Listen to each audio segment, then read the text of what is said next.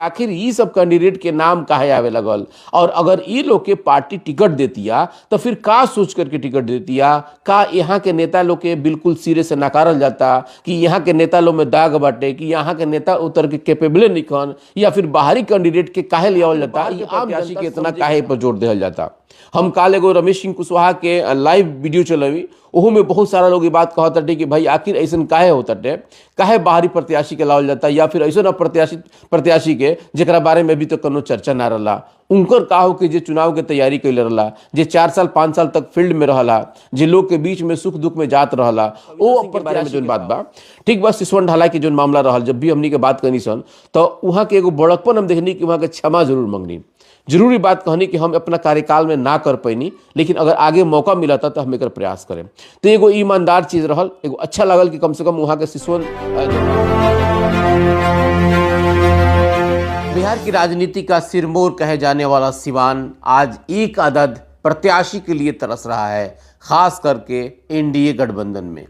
वो एनडीए गठबंधन जो आज देश के प्रधानमंत्री नरेंद्र मोदी के चेहरे पे हर जगह चुनाव लड़ने के लिए व्याकुल है, लेकिन सिवान में जिस तरीके से यहाँ उनके प्रत्याशियों का अकाल पड़ा हुआ है, ये चीज़ें सिवान के लोगों को पच नहीं रहा है। आम जनता इसको समझना चाहती है कि आखिर इतना सस्पेंस सिवान के सीट पे स्थिति भइल बा। मैंने अजीब मैंने एक के ना कहल जाला कि हमरा कुछ शब्द लिखे मिलत कि आखिर ऐसा सिवान की व्यवस्था काहे हो गई बटे। सिवान के राजनीति में अगर देखल जाओ तो लगभग सैकड़ों नेता बने, चाहे वो भाजपा के होकस, कांग्रेस के होकस, राजद के होकस, जेडीयू के होकस, आ लगभग सब लोग करबे करला, तैयारी करेला। कुछ लोग नेता बने के, कुछ लोग विधायक बने के, कुछ लोग सांसद बने के, कुछ लोग एमएलसी बने के। लेकिन अभी जो व्यवस्था चल रहा बा खास करके सिवान में कि केहू भी दावेदारी कर देता, केहू भी कोनो मीडिया के सोसा छोड़ देता टे, और बाद लागत है पे चर्चा करे कि हाँ इहो प्रत्याशी बनत रहे, इहो प्रत्याशी बनत रहे। अभी तक ले पप्पू पांडे के बात चलत रहा कि भाई पप्पू पांडे बिहार सिवान के लोकसभा के चुनाव के प्रत्याशी हो सकता रहे जेडीयू की तरफ से। ओकरा बाद बात चले लागल हेमनारायण शाह के कि हेमनारायण शाह भी यहाँ के उम्मीदवार हो सकत रहन। लेकिन अभी बात चल रहा रामसेवक सिंह के कि रामसेवक सिंह भी जो बाकी बिहार सिवान के लोकसभा से प्रत्याशी हो सकत रहन, वो भी जनता दल यूनाइटेड टिकट से। सवाल बाकी आखिर ऐसा बात काहे चल रहा बा, आ सिवान के लोग का केहू के भी एक्सेप्ट कर ली। एगो ई बड़ा मुद्दा बाटे। आज उन सबसे बड़ा मुद्दा एमे बा कि सिवान के जे अपन लोकल लीडरशिप बा, जे लोकल नेता बा, जे पार्टी में रहल बा या पार्टी के सेवा कैले बा, आखिर उनकर नाम के चर्चा काहे नइखे। आखिर उनकरा पीछे का दिक्कत बाटे। आ सिवान के लोग के आखिर मतलब ये राजनीति में जो अभी तक ले जो अपन एक अधिकार समझत ला, या फिर जो सेवा के बात करत ला, या फिर जो चुनाव लड़त ला लो, आखिर वो लोग के एकदम सिरे से काहे ना करल जाता। एकरा पीछे कौन रणनीति बा, कौन राजनीति बा, और ई का कुछ होता सिवान के राजनीति में, ई बड़ा एगो समझ से परे बा। और हमनी के एगो बात समझे के पड़ी कि आखिर बाहर के लोग जे भी बाहर के बा, हालांकि देखिए हम ये बात के अभी रुआ लोग से स्पष्ट कर देवे के चाहते हैं कि हमार बात ना हटे, बल्कि ये आम जनता ये बात के समझे के चाहता। जब हम कल फील्ड में गई नहीं तो फील्ड में भी बहुत सारा लोग ये बात कहे लगल कि भाई आखिर बाहर के प्रत्याशी के इतना काहे पर जोर दिया जाता। हम काल एगो रमेश सिंह कुशवाहा के लाइव वीडियो चलवी, ओहू में बहुत सारा लोग ये बात कहते कि भाई आखिर ऐसा काहे होता,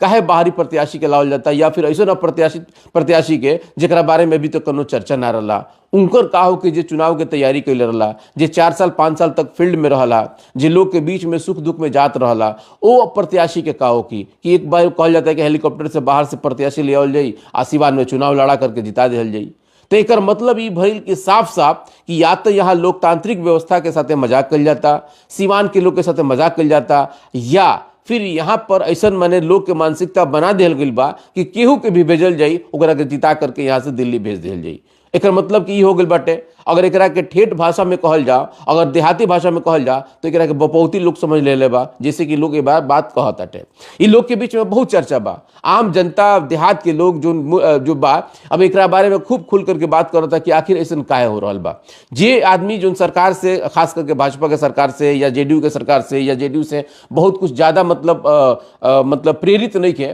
तो वो लोग खुल करके बात कहता कि एक मतलब ये बाटे कि अभी लोग सोचता लोग कि मोदी जी के नाम पर, नीतीश जी के नाम पर जेकरा के यहाँ पर भेजल जाई, ओकरा के जिता दिल जाई। तो एक मतलब कि सिवान के लोग, सिवान की जनता जोन बा कि एकदम जोन बा कि अपना आप के मने ठगल महसूस करता।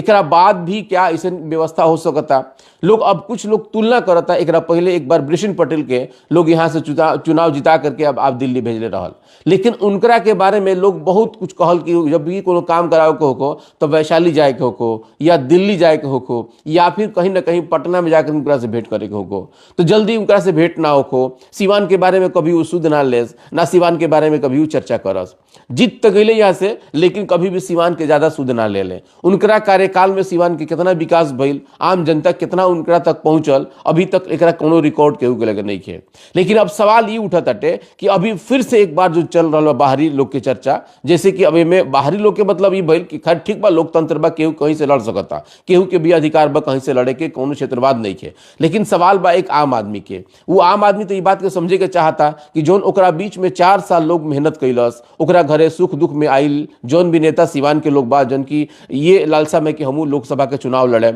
अगर ओकरा घरे जा करके ओकरा सुख दुख में शामिल भइल तो वो नेता के मेरा सिरे से काहे ना करल जाता। और एमे एगो लंबा फहरिस्त बा। अगर एगो पार्टी के बात छोड़ दिया जाओ, अगर पार्टी के बात में से हटा दिया जाओ, तो बहुत ऐसा चेहरा बा जेडीयू में ही या भाजपा में ही जो उनकी चाहो तो वो एनडीए गठबंधन के तहत यहाँ पर वो प्रत्याशी बन सकता। जब दोनों पार्टी एक बा, जब दोनों पार्टी जो बाकी गठबंधन में लड़ता, तो उनमें चेहरा के कोनो बड़ा बात ना रही, केहू के टिकट, केहू के सिंबल रहित, केहू के प्रत्याशी रहित, वो लड़ सकता। जब इतना लोग के कॉन्फिडेंस बा कि मोदी जी के नाम पर केहू के यहाँ पर दिल जाई तो वो जीत जाई, तो फिर एक कॉन्फिडेंस में बाहर के लोग के काहे सोचल जाता, काहे बाहर के लोग चर्चा होता। अभी ये आम आदमी एकरा के समझे के चाहता। और यही वजह से चूंकि काल से कई लोग हमरा से बात कइल, बहुत लोग हमरा से पूछल कि भाई आखिर ऐसा काहे हो रहल बा, और काहे लोग जो बा कि बाहर के लोग के बात करता, बाहर कैंडिडेट के लिए आवल जाई, बाहर कैंडिडेट के लिए आवल जाई। तो एही में हमनी के तो खैर बात चर्चा कर सकता निसन, ए पर कोनो न कोनो प्रोग्राम बना सकता निसन, लेकिन वो नेता के कितना समझाएम सन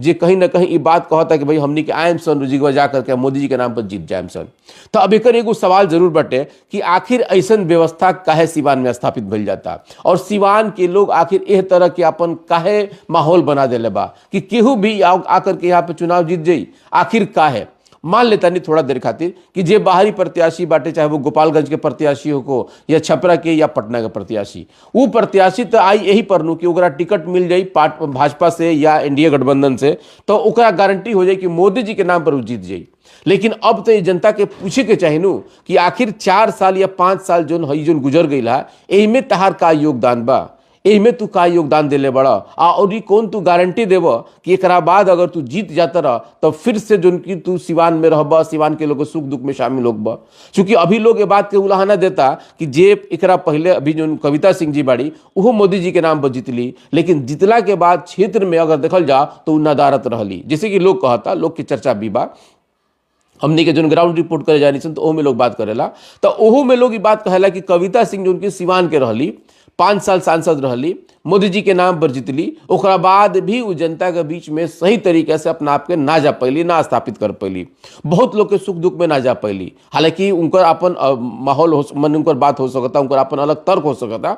लेकिन जौन जनता बात करती है हम ओकर बात करता नहीं। तो अब सवाल यहाँ ही उठता है कि जे सिवान के रह करके भी आम जनता के बीच में ना जा पाइल, तो जे बाहर के कैंडिडेट बा वो के तरीके आम जनता के बीच में रही, एगो ही बड़ा सवाल बा। और अगर वो रही तो अभी तक ले सिवान के जनता खातिर वो का कुछ कैले बा। अगर एगो में देखल जाता एक बड़ा मजबूत आधार इहो मिलत है कि आखिर ऐसा सिवान के लोग की व्यवस्था काहे बनल जाता कि मोदी जी के नाम पर केहू के टिकट मिल जाई और जीत जाई, काहे जीत जाई। सवाल बा कि अगर मोदी जी के नाम पर ही जीते के रहल तो एकरा पहले भी तो कविता सिंह जीत रही, तो अब लोग नाराज उनकरा से काहे बटे। जब एगो व्यक्ति के ही सिर्फ नाम आवतटे तो इनमें अभी सिवान के लोग के बहुत बारीकी से सोचे के पड़ी कि आखिर काहे ऐसा व्यवस्था सिवान के लोग बना देले बा, या सिवान के लोग अपना आप के मजाक के पात्र बनल जाता, या सच में सिवान के मजाक बनावल जाता टे। सिवान के जब गरिमा की बात आई का उनमें सिवान के नाम ना आ पाई। सिवान में अगर देखल जाओ तो लगभग दर्जनों ऐसे चेहरा बाटे जो उनकी दिल्ली में जाकर के नेतृत्व करता, बहुत से ऐसे चेहरा बाटे जो उनकी पटना में, बहुत से ऐसे चेहरा बाटे जो उनकी राष्ट्र स्तर पर जो बाकी अपन पहचान बनी बा। और आज सिवान जो बाकी एगो नेता विहीन बनावे के प्रयास कल जाता, आखिर एमे का है केकर कमी बा, और बाद एकर के एमे जो रणनीति चलता सिवान के का इस छवि के धूमिल कल जाता। हमरा याद पड़ेला कि बहुत सारा ऐसे नेता बनन जिनकी अभी भी प्रयासरत बने, जना भी अगर हम कांग्रेस के बात छोड़ दी, राजद के बात छोड़ दी और लेफ्ट के बात छोड़ दी, तो ये बेरा एनडीए में ही ऐसा बात चल रहा बा, ऐसा माहौल बनावल गइल बा कि केहू भी आके चाहता कि भाई हम एमे चुनाव लड़े, हमहू चुनाव लड़े, हमहू चुनाव लड़े। अभी नया नाम राम सेवक सिंह के आवत हटे, एकरा पहले पप्पू पांडे के बातचीत चलते रहला। तो सवाल बा कि बाहरी प्रत्याशी की आखिर सिवान में पार्टी के नाम पर लिया करके जिता करके हासिल का करे के लोग चाहता, ई बात एक आम जनता समझे के चाहता। आज काल से हमरा से बहुत सारा लोग फोन पर भी बात पूछल, हम जब भी आवते नहीं कहीं जाते हैं तो लोग ये बात जहां के जाने के चाहता कि भाई हिंगुरो बारे में चर्चा चलता, हिंगुरो बारे में चर्चा चलता, सत्यता का बा, क्या सच्चाई बा, सच में यहाँ के टिकट मिल जाई। लोग ये बात के कंफ्यूजन में बा, लोग ये बात के भुला गइल बा कि हमरा सिवान के भी बहुत सारा नेता बने, बहुत सारा नेता ये बात के सुनत रहे, बहुत सारा लोग हमनी के लाइव के भी देखत रहे। तो आखिर उन नेता के का होगी जे 5 साल ये जनता के बीच में रह करके ओकरा सुख दुख में काम आई, तो फिर उ तो अपना आप के ठगा हुआ महसूस कैलस। एकरा बाद उ का करी जनता के साथ हम नहीं कुछ कह सकत। लेकिन एगो बड़ा सवाल ये उठता है कि आखिर ऐसा व्यवस्था सिवान के लोग काहे बना दिले बा, आखिर अभी भी सिवान के लोग मजाक के पात्र काहे बनल जाता। ये बात के सिवान के लोग के बहुत गंभीरता से सोचे के पड़ी, और अगर आगे जोन भी प्रत्याशी होता यही पर भी सोचे के पड़ी कि जोन प्रत्याशी होता वो अपना के तारा के रुआ के बीच के बा कि ना, और हमनी खातिर का कुछ कैले बाटे। इससे कि मेरा बहुत महत्वपूर्ण समय बा। आज हम अगर अपना बारे में, अपना सिवान के बारे में ना सोचे तो फिर एक बाद हमनी के सोचे के मौका ना मिली। और जो सबसे बड़ा सवाल बा कि एक आम जनता जो सुदूर गांव में रहेला, जो आज भी विकास के नाम पे सिर्फ ओकरा नाम मिलल बटे, विकास ओकरा तक पहुंचल बा नहीं के पहुंचल, ई सारा चीज तब धीरे धीरे सामने आई। वो आदमी के का हुई, वो जनता के का हुई जे बहुत उम्मीद पाल के रखले रहला कि फलाना नेता अगर अयन हमनी के बीच में तो कम से कम हमनी के कुछ ना कुछ भाग बदली। लेकिन अब जोन बा के सिवान के लोग एगो असमंजस की स्थिति में बा। अब बहुत सारा पत्रकार भी ये बात के नहीं समझत, आ तुरंत जोन बा कि केहू बाहरी कैंडिडेट के बारे में जोन बात कहे लगत रहन, जोन महिमा मंडित करत रहे, ए में बहुत कुछ सोचे के पड़ी। हालांकि बात सही बा कि ओमे यस 24 न्यूज भी बहुत सारा लोग के खबर चलेला सटे, लेकिन अब एमे अब जब आम जनता ये बात से हमनी से सवाल पूछे तटे तो हमनी के मुंह बंद हो जाता है, हमनी के कुछ कह नहीं किसन पावत। सवाल इमे तो जरूर बाटे कि जब हम अपना घर में ही केहू के अपन गार्जियन नहीं मान सकता नहीं, तो हम दूसरा के गांव से ले आकर के गार्जियन बनाएं तो वो कितना दिन हमारा सहयोग कर सकता, कितना दिन हमारा समर्थन कर सकता, कितना दिन हमारा सहारा बन सकता। ये बहुत गंभीर विषय बा और पर जरूर हमनी के सोचे के पड़ी। हम बात अभी खाली एनडीए के करत नहीं, महागठबंधन में का हो कि अभी तो हमनी के नहीं मतलब में ऐसे कि महागठबंधन में तो मोटा मोटी बात क्लियर लगत हटे कि महागठबंधन में अगर कांग्रेस में अगर जाता सीट तो ओकर एगो चेहरा बड़े अशोक सिंह जो उनकी दिल्ली में रहेलन, उनका के कारोबार बा दिल्ली में, लेकिन वो हर 2 महीना 3 महीना पर सिवान आकर के लोग सपना मिलेलन। ओकरा बाद अभी उनकर विधायक बने जो महाराजगंज के विधायक बने वो भी प्रत्याशी हो सकता रहा। तो ये सब लोग बाटे सिवान के। निर्दलीय में अगर हेना साहब लड़त रही तो उनका हो सकता है। सिवान में राजद से अगर मान लेते नहीं कि और बिहारी चौधरी बने या फिर और भी सब लोग बा, ये लोग समझ में आवता कि लोग सिवान के बाटे। मान ले कि अगर अमरनाथ यादव बने या अमरजीत कुशवाहा जी बने, ये लोग समझ में आवता कि लोग सिवान के बाटे या फिर और जो गठबंधन के बाटे। तो ये सिवान के लोग के अगर ये लोग कहत अटे तब तो चल सकता है। लेकिन अगर इहो लोग बाहरी प्रत्याशी के बारे में सोचे लगी तो अब रोवा लोग खुद अंदाजा लगा दी कि सिवान की स्थिति ए बेरा मने अब हम वह कहनी बात एगो जो मेरा देहात में लोग चर्चा करता कि जो की बौका के मेहरारू होले तो कहल जाला कि बौका के मेहरारू और गांव भर के भौजाई। तो मेरा सिवान के हालात भी ठीक वैसे बनल जाता है। ऐसा लागत है कि सिवान में कोनो नेते नहीं खन, सिवान में कोनो केहू के अधिकारे नहीं खे चुनाव लड़े के, बाहरी कैंडिडेट के बारे में सोचल जाता। तो अब तो लोग ये बात में चर्चा करे लगल कि भाई अगर बाहरी कैंडिडेट अहन तो वो बेरा हमनी के काची कुछ सोचल जाई। हालांकि ठीक बात थोड़ा देर खातिर मोदी जी के नाम पे बात चल सकता, लेकिन अब बड़ा सवाल बा कि मोदी जी के नाम पर एक पहले वाला भी प्रत्याशी जीते रहे ऊ का कुछ कैले बढ़े, और आगे आवे वाला समय में अगर मोदी जी के नाम पर ही अगर चुनाव जीते के बाटे तो फिर ऊ का करियन इस सिवान के लोग के बहुत पड़ी। चलिए कुछ कमेंट आता, हम कमेंट के जरा देख ली और हम हीरो वालों से बात भी करें कि आखिर हम भोजपुरी में बेरा काहे चर्चा करते नहीं। क्योंकि भोजपुरी में चर्चा करे के पीछे कारण नहीं बा कि काल से हमारा साथे बहुत सारा लोग बात के समझे के चाहत, बहुत लोग हमारे से पूछबो कइल कि भाई सिवान की स्थिति का बा बेरा। बहुत चर्चा चलता है कि पप्पू पांडे आवत रहन, बहुत चर्चा चलता है कि हम नारायण शाह आवत रहन, अभी चर्चा चल रहा राम सेवक सिंह आवत रहे। तो अब सवाल बा कि ई बाहरी कैंडिडेट के ला करके मने एनडीए के लोग का हासिल करे के चाहता आ का बतावे के चाहता। इससे हम सोच लिया कि रउआ लोग के बीच में बैठ के चर्चा करी कि रउआ लोग भी बात के समझी कि आवे वाला समय में खाली एगो पत्रकार के जवाब देला के काम नहीं है, बल्कि आम जनता के भी बात के सोचे के पड़ी कि जब यह व्यवस्था बने रही, यह स्थिति बने रही, तो फिर सिवान के वो नेता लोग के का हुई जो रउआ लोग के बीच में हमेशा अपन कारोबार छोड़ करके, अपन काम छोड़ करके, रउआ लोग के सुख दुख में साथ रह करके जब वहां के लोग बैठेला उठेला काम करेला, तो फिर वो नेता लोग के का होगी। और सच्चाई भी बा, मान लेता नहीं कि बाहरी भीतरी की जब बात आवेला तो इनमें बहुत कुछ बा कि हमनी के भी जवाब ना देहल बन पड़ला। ये तो ठीक बा कि लोकतांत्रिक व्यवस्था है, में कहीं भी कहीं से चुनाव लड़ सकता, केहू का भी अधिकार बा कहीं से अपन चुनाव लड़े के। लेकिन एगो बड़ा सवाल बा कि हर जगह नेता बने, हर जगह लोग अपन अपन समाज सेवी बा, हर जगह लोग अपना अपना लोग के चाहे के देखेला समझेला, तो वो आदमी के का होगी। ऐसे कि हर आदमी के मन में ये बात रहेला कि हम अगर जीता तनी तो अपने जनता के खातिर कुछ करें। तो सवाल बा कि खाली एगो परिसीमन के हिसाब से या अपना पार्टी के हिसाब से या चेहरा के हिसाब से या पैसा के हिसाब से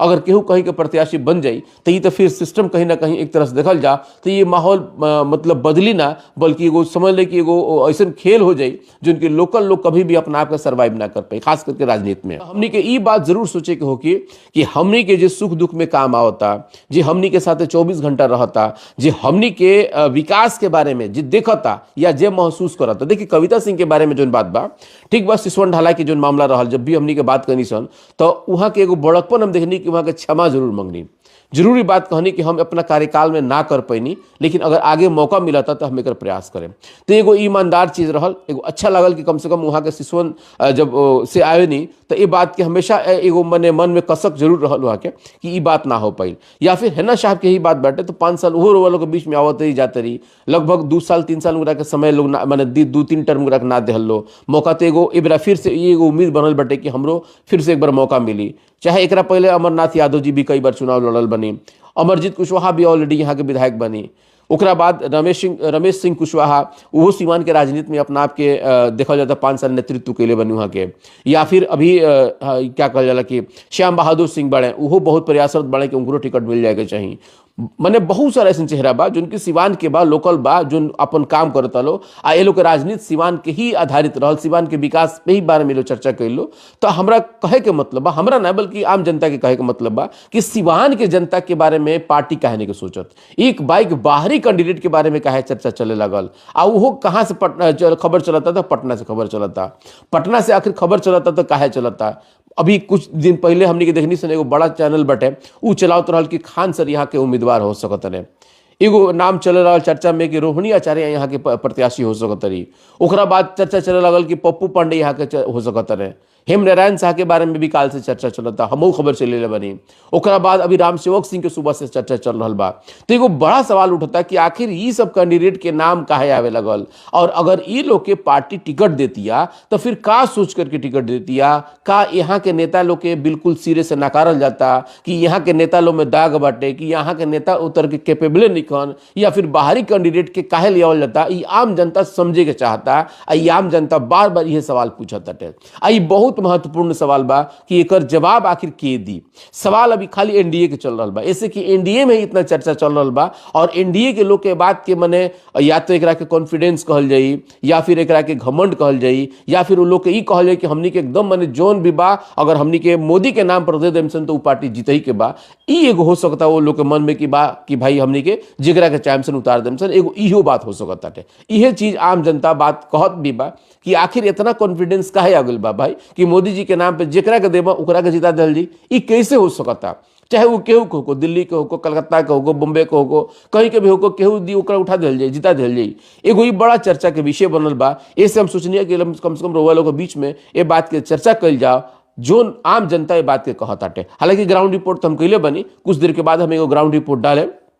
जो उनकी हेम नारायण शाह की ग्राउंड रिपोर्ट बटे, उनकर समर्थक लोग बात के कह रहा बा। रोवा लोग खुद समझ करके एक अंदाजा लगाए कि अभी जो व्यवस्था सिवान के बनल जाता, ये व्यवस्था में रोवा लोग के गर्व होता टे, आखिर थोड़ा सा मायूसी लगता, ये बात के जरूर चर्चा करें। ऐसे कि देखिए ऐसे समय में हमने के जो चुनाव हो रहा बा, ये समय में लोग कहते हैं कि बाहरी प्रत्याशी ले जाई, तो जाहिर बा कि थोड़ा सा माहौल मतलब सिवान के माने अगर परिप्रेक्ष्य में देखल जाओ, सिवान के गरिमा के अनुसार देखल जाओ तो ये सही नहीं कहल जा सकत। बहुत सारा लोग ये बात के कहता है कि भाई जहाँ से हमनी के प्रथम राष्ट्रपति दिहल गई, जहाँ से IAS IPS दिहल गई, जहाँ से अमीर सुबहानी जैसे टैलेंटेड लोग जो बाकी देश के गृह सचिव भइल, वो ऐसा जगह से अगर बाहरी कैंडिडेट ला करके अगर यहाँ पे चुनाव लड़ावल जाता और ओकरा के हम अपन नेता मान लें तो थोड़ा सा अटपटा लगा था, जैसे कि लोग ये बात के चर्चा कर रहा बा। बाकी रोवा लोग खुद समझी समझाई और ओकरा बाद देखी कि आगे का कुछ होता है। बाकी आगे के हमनी के हर खबर पर हमनी के प्रयास रही कि रोवा लोग से चर्चा कर जाओ, और हम एगो रोज जाते जाते रोवा लोग से आग्रह जरूर करें कि अब एक बाद ग्राउंड रिपोर्ट हमनी करें सन, उमें रोवा लोग खुल के अपन बात रखी, सहयोग करिए S24 न्यूज़ के, ताकि हमनी के सिवान खातिर, सिवान के विकास खातिर, चाहे वो जोन भी पार्टी हो हमनी के ओकरा साथे कंधा पे कंधा मिलाकर चलल जाओ, ताकि हमनी के सिवान के गरिमा बनल रहो। बाकी आगे खातिर हमनी के साथ बने रहो सब। और जाते जाते फिर एक बार हम जरूर आग्रह करें कि एक कम से कम एक बार शेयर कर दी लोग, और अभी तक अगर एक के फॉलो नहीं कैले तो फॉलो भी कर ली लोग, और आगे अगर एक के यूट्यूब पर देखें लोग तो वहाँ सब्सक्राइब जरूर कर ली लोग। अपने भाई के रोल अनुमति दी, बहुत बहुत धन्यवाद।